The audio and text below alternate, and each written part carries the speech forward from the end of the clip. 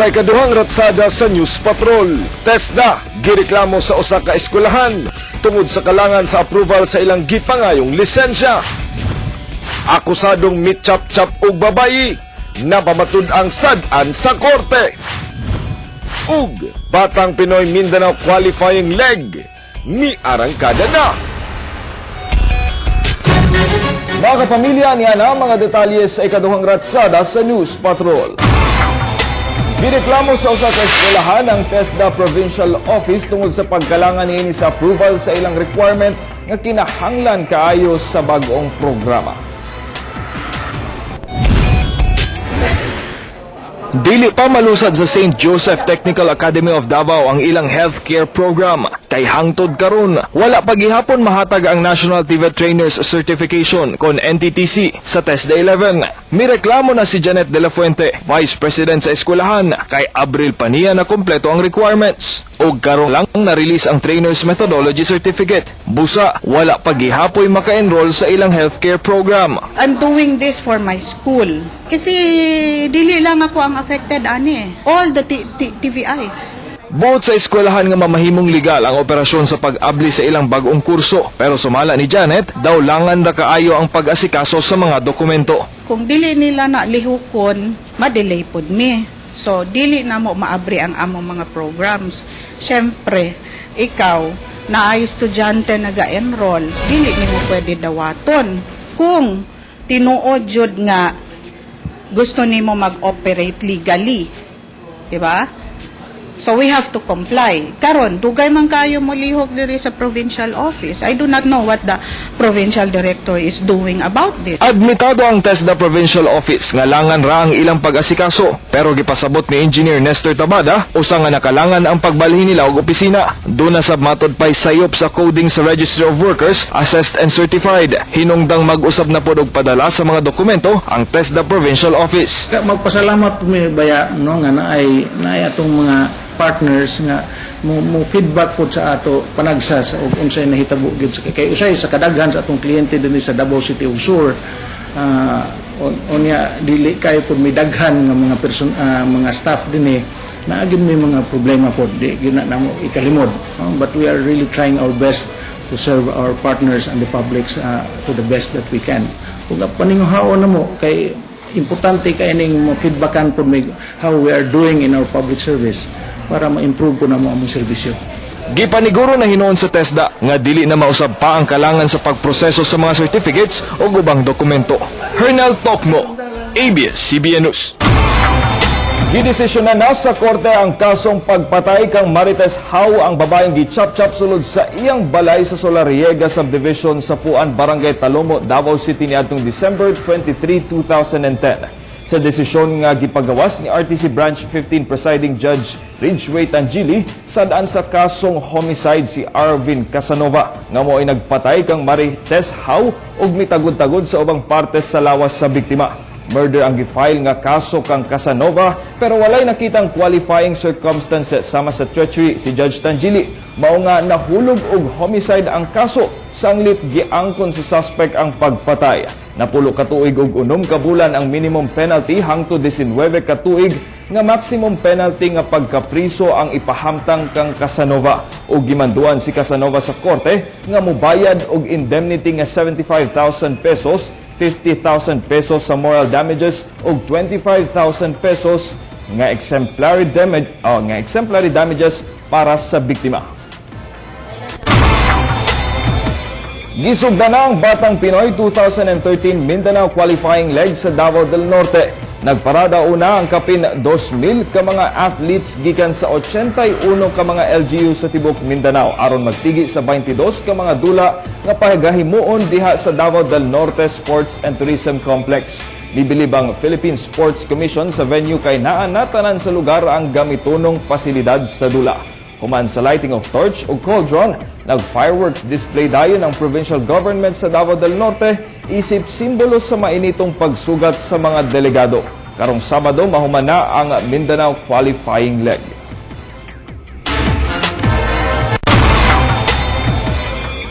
Ug mga kapamilya, mao kadtong mga balitang naglangkob sa News Patrol karong buntaga at ang iyang daghan pang mga balita unyang hapon sa TV Patrol Southern Mindanao. Daghang salamat.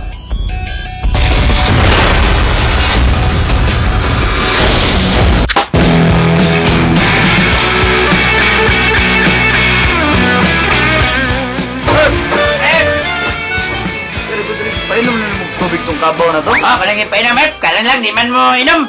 Naman, asap na mo gibutang tubig. Sakwan, baso. Pastilan. Butang straw. At chichina na yun, para makakainom na tong kabaw, mamatay ito ron. May bundag! Hinaw! Kaban na ninyo inyong! Balik kita lang. Siyempre, kau ba na ko, charming rapper, mga idol. Pero buyag, kaupaman ako ang racket ni Batagli Inday Tanini. Pare ka, magyapon. O, gato iskutan din sa MOR 11.1. Top 3 songs of the week na butag. Magsugot ka sa number 3. Number 3 pa, manhid by Vice Ganda. Dahil manhid ka! Manhid ka! Yan, ang multi-talented artist na si Vice Ganda. Nindot niyang kanta mo ni sulat ng kanta mo yung gala para sa mga walang ito ginatagad. Gidetma lang ba? Mahal mo siya, gidetma ka mo lang. Manhid ka. Wala yung pakiramdam. Sa number 2! Lord Patawad by Billy Boy, Basilio. Paborito sa mga taga-technical ni. Ayan, may buntag. Patawad. Atong number 1 song of the week. Dili Tanan by Romel Toyko. Toyko, ayan. Ang kanta nga din ita may gana ang alagsa ng Bisaya nga kanta mag number 1 sa tuwa din. So, pasalamat na nga sariling atin, no? Ang Bisaya gid nga nag number 1. Dili tanan, sample. Dili Tanan driver laki. Dili Tanan laki driver.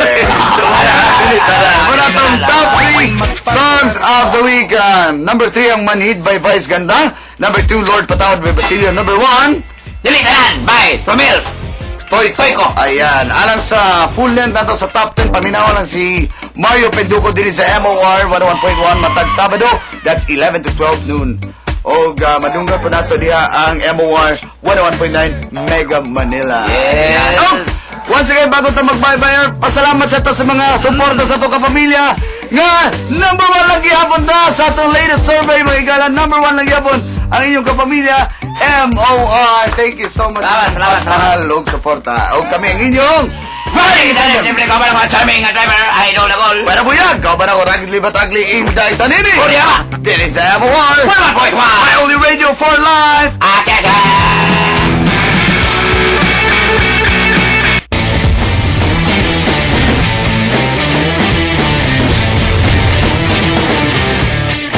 Mga residente sa Barangay 8-A, siguradong sugato na ninyo si Claudette karon kay basig ka muna ang swerteng kapamilya nato nga duawon this morning ni Claude kinsa ba ang atong lucky winner? Good morning! Ay, sunshine na niya ito sa barangay. 8 mga kapamilya, usa na po yung kapamilya nato ang makadotog pa premyo gikan sa maing buntag Mindanao busa ato ng Siron kinsa siya. Ayo, hello. Good morning. Pwede masulod? Diri di ay agihanan. Ayun. Silip-silip sa tagamay. Ayun, nakatutok kinsa sa maing buntag Mindanao. Musulod ka, good morning! Ayun. Seryoso kaya mga tao din here. Good morning, sir! Hello, ala ka. Sir, good morning. Ngano dito, sir, dali, sir. Say pangalan ni mo, sir. Dennis Di Maano. Sir Dennis. Kita na mo mga ng MBM nga nung tigtan mo MBM everyday. Kay may manggod siya, kay may reception o una sa balita gyud. Aha, dagan salamat si mo, Sir Dennis. Tama kay gusto i-greet. Go, go, go! Ginagreet ako kung mama og happy birthday karong pizza uno. O akong mga anak, o akong asawa. Ayan, dagan salamat. Happy birthday sa imo, hala. Ayan, og syempre, atangin niyo tomorrow, mga kapamilya. Ay, before that, nami regalo. Gikan sa MBM. Ayan, para dili ka mainitan karon kuya. Dagan salamat. Congratulations. Og, atangin niyo tomorrow, mag-exercise ang sugog ang sugod bahay din sa Barangay Aquino. Agdaw, og dagan salamat lang sa Max Precioso Labor and Formal Kusmas and Metro Lifestyle. Balik din sa studio. Thank you, Claude. Salamat, Claude. Ang mga kapamilya, kapin 2,000 ka mga libro ang ipangapod-apod sa mga eskwelahan diya sa Maad District, Davao City. Kanatong Siron sa Campus Patrol.